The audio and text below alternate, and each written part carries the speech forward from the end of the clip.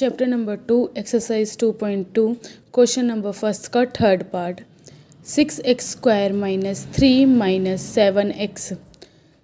क्या करना है हमें, इसको पहले स्टैंडर्ड फॉर्म में लिखना है क्योंकि हमारी स्टैंडर्ड फॉर्म क्या थी, ax² plus bx plus c। ये थी हमारी क्वाड्रेटिक इक्वेशन, जो थी हमारी क्वाड्रेटिक इक्वेशन ये होती है। तो हमने इसको क्या स्टैंडर्ड फॉर्म में डाला, क्वाड्रेटिक इक्वेशन फॉर्म में डाला 6x² माइनस 7x माइनस 3। अब क्या करना है, मिडल टर्म को स्प्लिट करना है। मिडल टर्म को जब हम स्प्लिट करेंगे तो 6x² माइनस ब्रैकेट में 9 माइनस 2, 9 माइनस 2 7 होता है और x माइनस 3, तो 6x² minus 9x plus 2x minus minus plus minus 3। अब हम इन दोनों में से कॉमन लेंगे तो 3x हमारा कॉमन आया, तो 3 2 ज़ा 6, 3 3 ज़ा 9, तो 2x माइनस 3 ब्रैकेट में आ गया। ऐसे यहाँ से +1 हमने कॉमन लिया, +1 कॉमन लेने के बाद 2x माइनस 3 हमारा कॉमन आया। तो हमारी दो डिजिट्स आई। अब हम p ऑफ x को क्या लिखेंगे, 0 लिखेंगे। तो यहाँ से हमने दो ज़ीरोज़ निकाले, x की दो वैल्यू आई, एक आई -1/3 -1/3 और दूसरी आई 3/2। अब क्या करेंगे हम, सम ऑफ द ज़ीरोज़, क्योंकि हमें रिलेशनशिप बताना है। तो सम ऑफ द ज़ीरोज़ क्या होगा, दोनों अल्फ़ा प्लस बीटा, तो दोनों ज़ीरोज़ का समिशन तो क्या आया हमारा -1/3 प्लस 3/2। अब 3 और 2 का एलसीएम 6 आया, 2 -2 प्लस 9 तो 7/6। अब coefficient of x minus bracket में कॉफिशेंट ऑफ x अपॉन में कॉफिशेंट ऑफ x²। तो हमारा कॉफिशेंट ऑफ x क्या है, कॉफिशेंट ऑफ x हमारा है 7। कॉफिशेंट ऑफ x क्या है हमारा 7, और ऐसे ही कॉफिशेंट ऑफ x² है 6। जब हमने इसको खोला तो ये माइनस का 7 था, माइनस माइनस प्लस हो जाता है, तो 7/6, तो ये आ गया हमारा 7/6। अब हम करेंगे product of the zeros. Product of the zeros क्या होता है, अल्फ़ा इंटू बीटा, मतलब दोनों जो हमारे ज़ीरोज़ आए उसका multiplication equal to constant term upon में कॉफिशेंट ऑफ x²। अब हमने जब दोनों का मल्टीप्लिकेशन किया -1/3 इंटू 3/2 का, तो 3 से 3 कैंसिल हो गया, तो क्या बचा -1/2। यहाँ पे कांस्टेंट टर्म हमारी 3 थी और हमारा x² का कॉफिशेंट क्या था, 6 था, तो -3/6। तो इसको जब हमने कट किया तो क्या आया, -1/2। ये हो गया, हेंस इट इज़ वेरीफाइड। अब हम क्वेश्चन नंबर 4 पे आते हैं उसी के। 4u plus 8u। अब इसकी स्टैंडर्ड फॉर्म क्या है, 4u प्लस 8u प्लस 0, क्योंकि हमारा क्या बताया था हमने, ax² plus bx plus c हमारा इसमें कुछ नहीं है तो हमने 0 डाल दिया c को। अब हमारे पास 4u प्लस 8 है, तो 4u हमने कॉमन लिया तो u प्लस 2 आ गया, 2 0। अब हमने p ऑफ u को क्या किया, हमने 0 पुट किया। जब हमने इसको 0 पुट किया तो 4u इज़ इक्वल टू 0 और u plus 2 is equal to 0, तो एक वैल्यू तो आई 0, एक आई -2।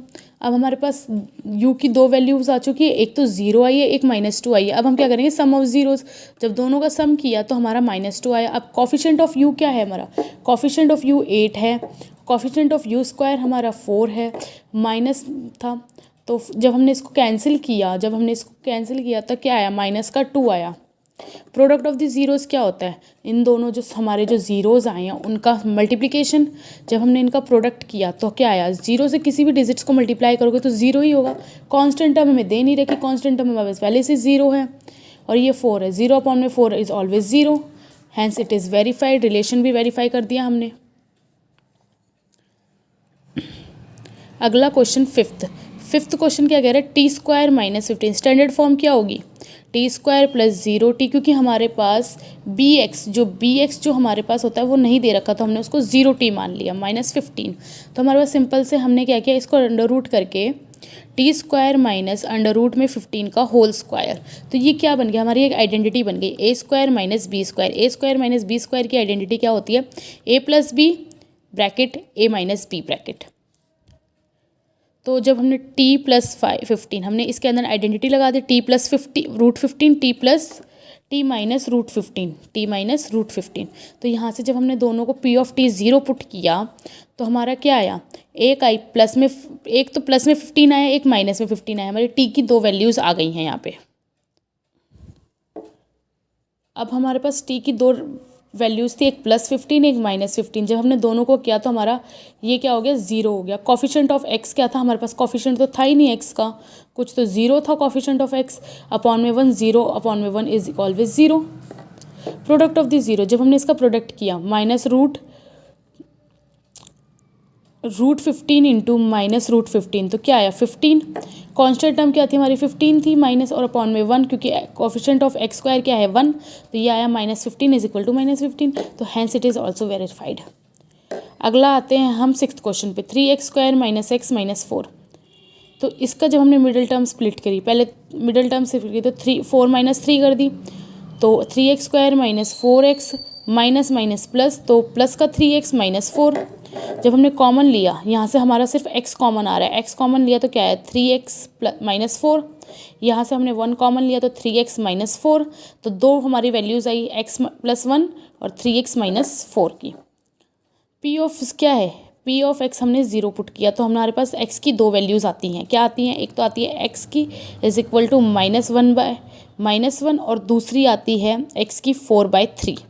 सम ऑफ द जीरोस करेंगे, इन दोनों का समीशन किया तो क्या है 1/3। ऐसे ही कॉफिशिएंट ऑफ x क्या है, हमें 1 दे रखा है, और कॉफिशिएंट ऑफ x स्क्वायर क्या दे रखा है 3 दे रखा है, तो -1 दे रखा था कॉफिशिएंट ऑफ x स्क्वायर, तो माइनस माइनस प्लस हो गया, तो ये भी 1/3 आई।